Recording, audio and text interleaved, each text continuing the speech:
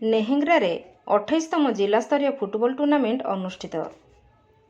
ଢେଙ୍କାନାଳ ଜିଲ୍ଲା ଅନ୍ତର୍ଗତ ବେଗା ଗ୍ରାମର ନେହେଙ୍ଗ୍ରା ଫୁଟବଲ ପଡ଼ିଆରେ କିଶନ ସ୍ପୋର୍ଟିଂ କ୍ଲବ ଆନୁକୂଲ୍ୟରେ 28ତମ ଜିଲ୍ଲାସ୍ତରୀୟ ଫୁଟବଲ ଟୁର୍ଣ୍ଣାମେଣ୍ଟ ପୂର୍ବତନ ସରପଞ୍ଚ ତଥା ବିଜେପି ନିହାଲ ପ୍ରସାଦ ମଣ୍ଡଳ ସଭାପତି ପ୍ରଦୀପ କୁମାର ଦାସଙ୍କ ଦ୍ୱାରା ଉଦ୍ଘାଟିତ ହୋଇଯାଇଛି।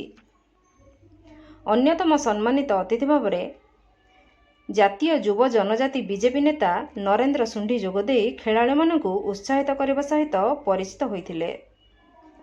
1 ତାରିଖ ଠାରୁ 4 ତାରିଖ ପର୍ଯ୍ୟନ୍ତ ଚାଲିବ ଏହି ଟୁର୍ଣ୍ଣାମେଣ୍ଟ। ସର୍ବମୋଟ ରାଜ୍ୟର ବିଭିନ୍ନ ଜିଲ୍ଲାରୁ 48ଟି ବଛା ବଛା ଟିମ୍କୁ ନେଇ ଖେଳ ହେବ। ପ୍ରତିଦିନ 10 ରାଉଣ୍ଡ ଖେଳ ହେବ ବୋଲି ଅନୁଷ୍ଠାନ ପକ୍ଷରୁ ସୂଚିତ କରାଯାଇଛି।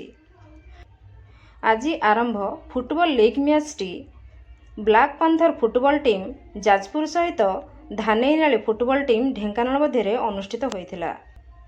ମୁଖ୍ୟ ଅତିଥି ଶ୍ରୀ ଦାସ ଖେଳାଳିମାନଙ୍କୁ ଉତ୍ସାହିତ କରିବା ସହିତ ବିଧିବଦ୍ଧ ଭାବରେ ଭାଇଚାରା ବଜାୟ ରଖିବା ପାଇଁ ପରାମର୍ଶ ଦେଇଥିଲେ।